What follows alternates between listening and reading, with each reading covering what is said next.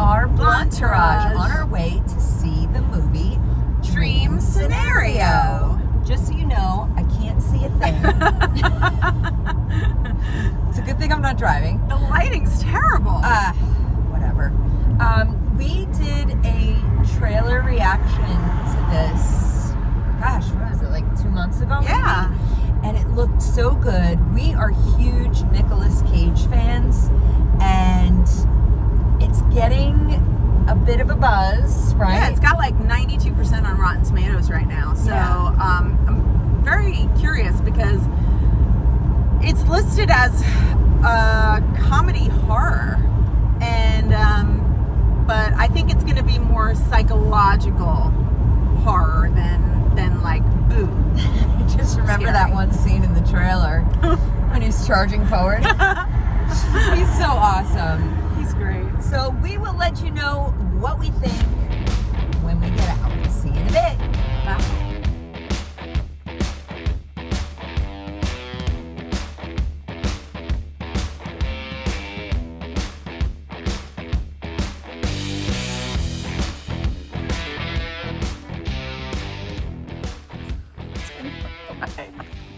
Just got finished with the movie. Here's a brief synopsis. A hapless family man finds his life turned upside down when millions of strangers suddenly start seeing him in their dreams. When his nighttime appearances take a nightmarish turn, Paul is forced to navigate his newfound stardom. What did you think?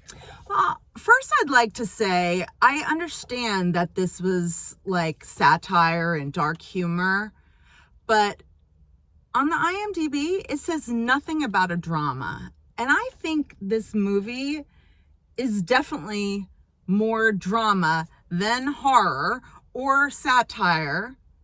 I thought it was mostly drama. I didn't really see any horror element to it.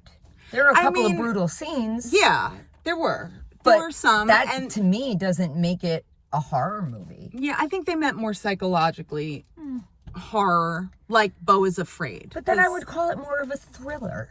I wouldn't call it horror. Yeah. Yeah, I was expecting something very, very different. Me too. We are not going to give major spoilers, but I feel like we can't do this review justice unless we do some minor spoilers. Yeah.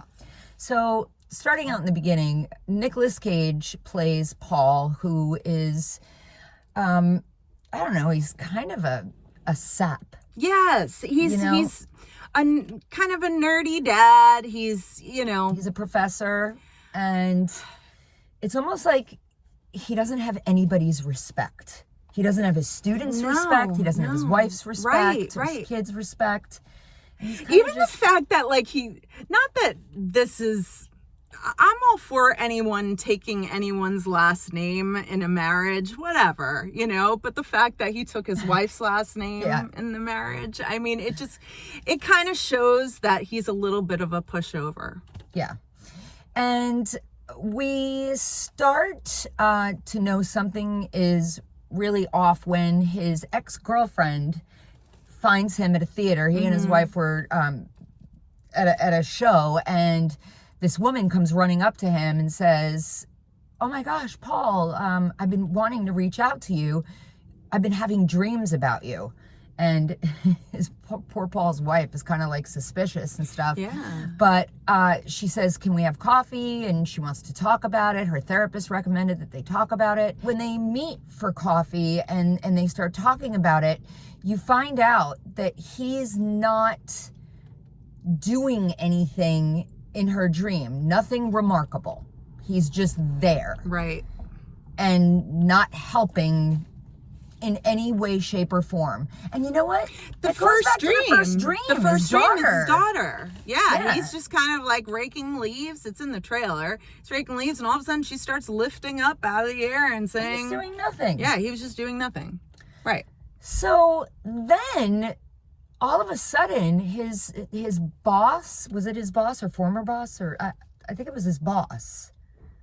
The one that who calls from the dinner party and says he had the dinner party with all the people. Yeah, I wasn't clear on who he was exactly. I think it was the boss. But anyway, he now all of a sudden all these other people are having similar dreams. Yeah.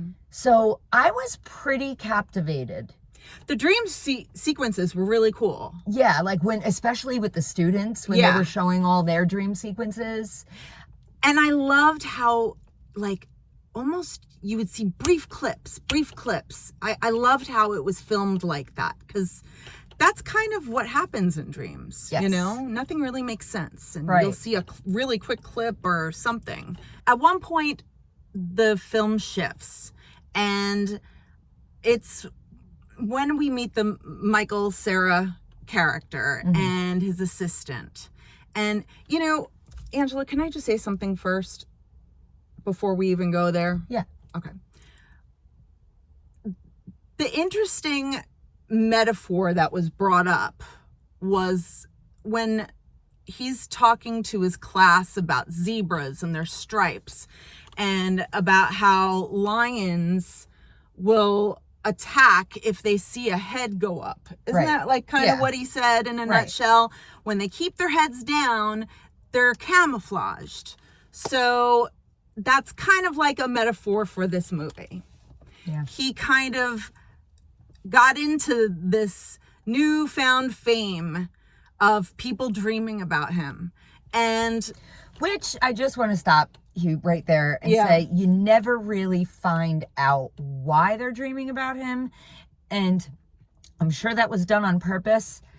I don't like those types of things. I don't like ambiguity as much as you do. Yeah. I kind of want to be told. Yeah. You know? So just little side note there. That didn't bother me. I find it interesting that people can rise to this fame, do something wrong, or what is perceived as wrong in someone's eyes. You know how, like, someone will just, like, take out their video camera, but you don't see what preceded the videotape. Right. So you don't know what really happened before that. I mean, I don't know. It kind of, careers can be ruined. People can be taken down for situations like this. And that's what kind of happens. Yeah. And it turns about halfway through when we meet the assistant. And this is a minor spoiler. There is a shift in the dream. She tells him that she's been having sexual dreams. Yeah. So she invites him over and to reenact this dream.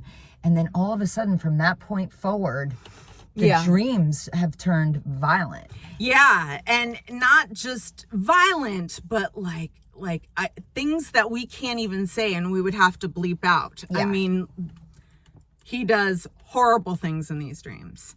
And then he even has a dream about himself, which was very interesting. Creepy. I liked that part because you couldn't tell it was him until the writing got closer and you're like, that's him. Yeah. But I don't know. About 20 minutes before the end, they started with this whole reality show kind of vibe where they're trying to get influencers to wear this kind of Fitbit thing that then they get into people's dreams and selling a product. That's where, if they didn't have that, oh man, I think I really would have enjoyed this film a lot more if they didn't have that. That ruined it for me. Yeah. Just that little, I mean... And I wasn't a fan of that. I mean, this movie was good. I didn't think it was great. Probably would never see it a second time. But some of you guys, you know, it's got that Ari Aster flair. Yes. And, and it was produced by Ari Aster, which I had no Nicolas idea. Cage. Yeah. And so check it out and let us know what you think. Yeah. Or if you've seen it already, let us know what you think. But I don't want to talk too much more about the film because I feel like there's just some things that if people are going to see it, I don't want to spoil those certain scenes. Yeah. Let's talk about Nicolas Cage's acting, though. I love him. I know. I remember leaning over to her and just saying, I love him. I love him. He can transform himself into anything, I feel like. I know. And he did a great job with this character. Yeah. You know, he's played so many different roles. I've not seen him in a role like this, personally. No. So Great job, Nicolas Cage. Yeah. I don't think that this was the easiest role to play. No. Julianne Nicholson always does a great job, but I kind of found her obnoxious in this. Oh, she was so obnoxious. Wait, what else was she in? She was in Mayor of Easttown.